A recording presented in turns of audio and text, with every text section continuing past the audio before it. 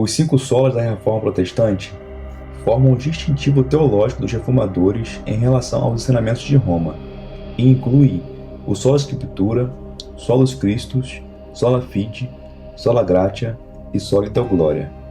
Os 5 solas formam o núcleo da fé protestante. Eles não apenas capturam a essência do Evangelho de Cristo, mas também definem onde reside a autoridade desse Evangelho e com que finalidade esse Evangelho é pregado e proclamado. Embora a expressão 5 solas possa ser mais recente em seu uso, os conceitos estão enraizados na Reforma do século XVI. Esses 5 solas distinguiram reformadores como Martinho Lutero, João Calvino, Philippe Melanchthon e tantos outros dos ensinamentos do catolicismo romano. Mas no cerne dessa divisão não estava meramente uma disputa teológica, mas uma celebração do próprio Evangelho. Os reformadores estavam dispostos a dar suas vidas por esses solas, antes de tudo, porque acreditavam piamente que o próprio Evangelho estava em jogo. Os 5 solas carregavam consigo uma expressão fundamental, o termo latino sola, que significa somente, traçando uma linha bem clara em relação à teologia dos reformadores e os ensinos de Roma daquela época.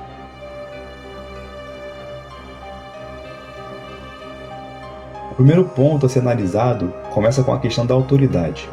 Sola Scriptura vai direto ao ponto. Qual é a fonte final com a autoridade máxima para a vida de um crente?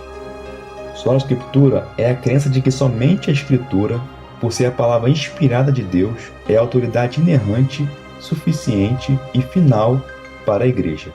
Observe que a base da Sola Scriptura é a natureza inspirada da Escritura. Como Paulo diz, toda a Escritura é inspirada por Deus.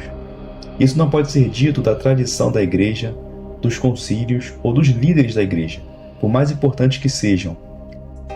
Embora a Escritura possa ter muitos autores humanos, ela tem apenas um autor divino.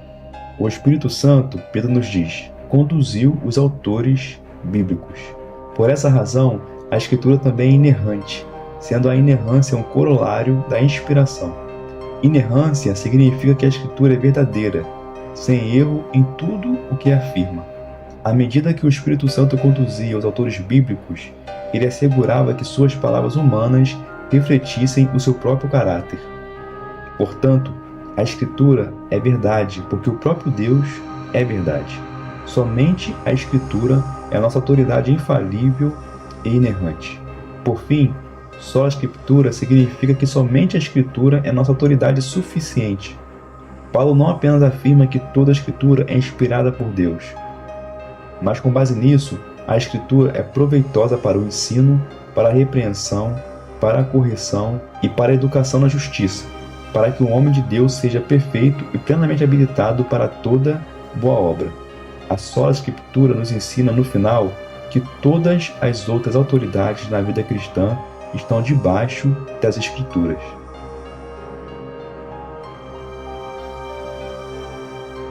Sendo a Escritura a autoridade máxima, o que ela nos diz sobre o tema central da fé, ou seja, sobre a salvação? A resposta começa com Solus Christus. A Escritura, como autoridade final do cristão, é um presente de Deus. É um presente porque na Escritura nos é dado o próprio Jesus Cristo. Deus teria sido perfeitamente justo e santo se nos deixasse nosso pecado e condenação. Mas o nosso próprio Deus se rebaixou a ponto de falar uma palavra salvadora a nós pecadores perdidos. Uma palavra que atingiu seu ápice na palavra viva, o próprio Jesus Cristo. Porém, somos tentados a pensar que há algo em nós, mesmo que seja mínimo, que pode contribuir para a nossa redenção. Talvez seja a obediência à lei, ou talvez sejam as boas obras que brotam da própria fé. Mas a Escritura nos diz que não há um justo, não há um sequer. Deus, e somente Deus, pode nos salvar. O Pai fez exatamente isso ao enviar seu Filho para se tornar carne, para nos representar, tornando-se nosso substituto. Enquanto falhamos em guardar a lei, Cristo obedeceu a lei por nós. Enquanto merecemos a penalidade por quebrar a lei, Cristo morreu por nós. Cristo cumpriu a lei que não podemos guardar e suportou a ira de Deus que merecemos. E Ele o fez integralmente. Isso significa então que a obra de Cristo, e somente Cristo, é a base sobre a qual os ímpios são justificados aos olhos de Deus.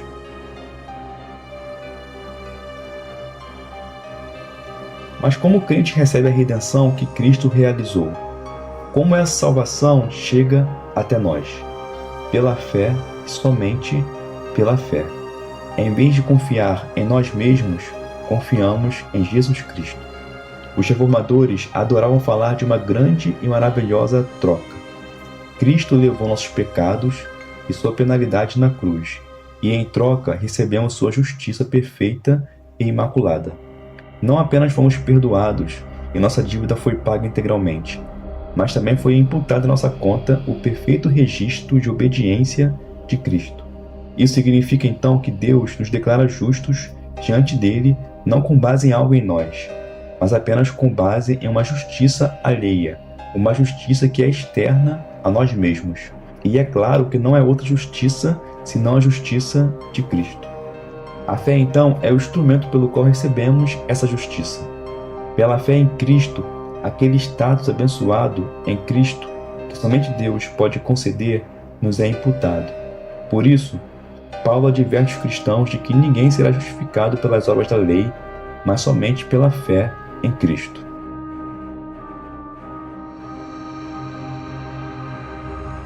Se a obra de Cristo é a base da nossa posição correta diante de Deus, e se somos justificados por Deus, não com base em nossas obras, mas somente pela fé nas obras de Cristo, a pergunta que devemos fazer é: de onde vem essa fé?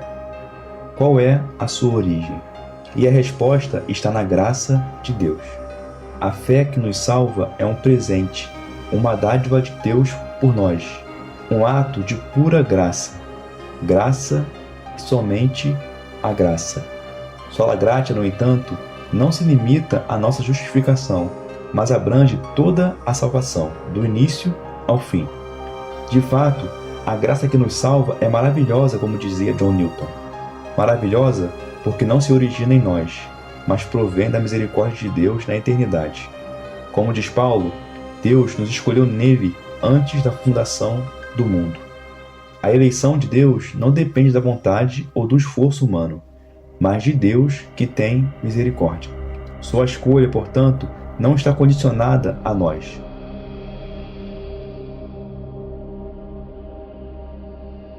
Portanto, se a salvação é uma obra de Deus do início ao fim, através de Cristo, então não há qualquer espaço para nos vangloriarmos.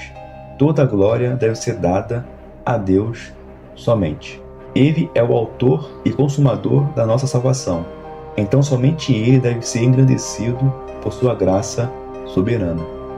Como cristãos, os 5 solas da Reforma devem cultivar em nós uma atitude de total humildade, pois fomos alcançados imerecidamente por Deus. Deve também gerar em nós um espírito de adoração.